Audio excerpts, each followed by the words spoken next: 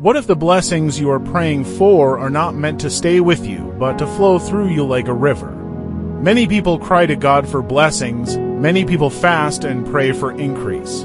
But very few people understand that before God releases His blessings, He first prepares the vessel that will carry them. Because the truth is this: if God blesses an unprepared heart, the blessing itself can destroy that person. So before the river of blessing begins to flow, God first trains, tests, and transforms the heart.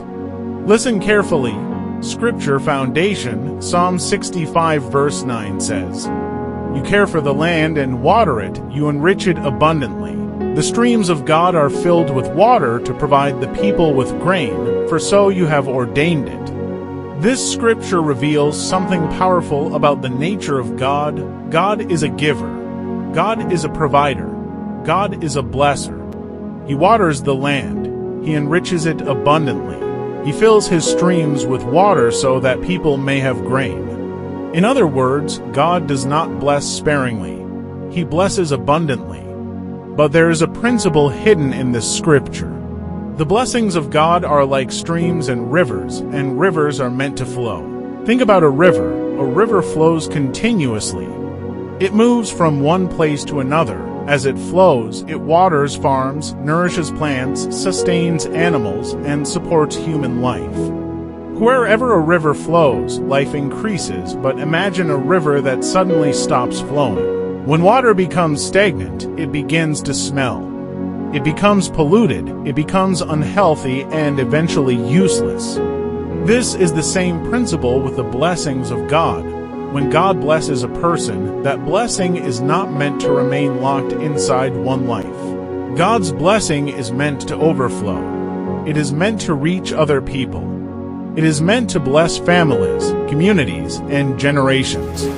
If a blessing stops with you, then the flow has been interrupted.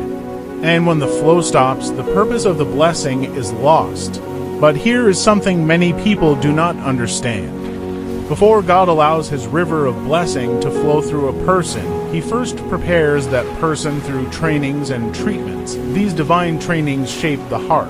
God tests whether a person can be trusted with His blessing, because blessing without character can lead to destruction.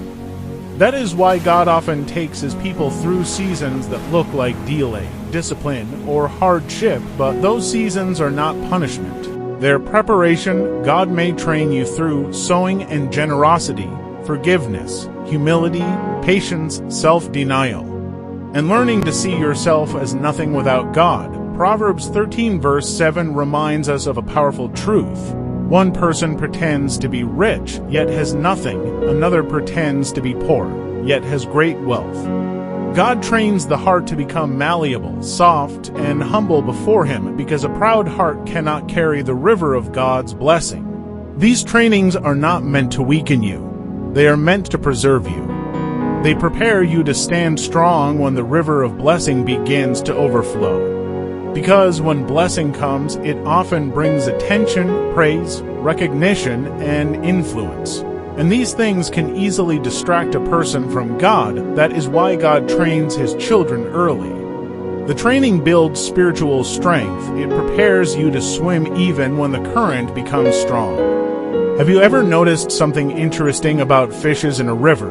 When the current of the river becomes strong, fishes often swim against the flow. They do this so they will not be carried away or drowned by the current. This is a powerful spiritual lesson.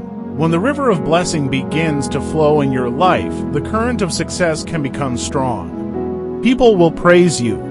People will celebrate you. People may even idolize you, but if you are not careful, those things can carry you away from the presence of God.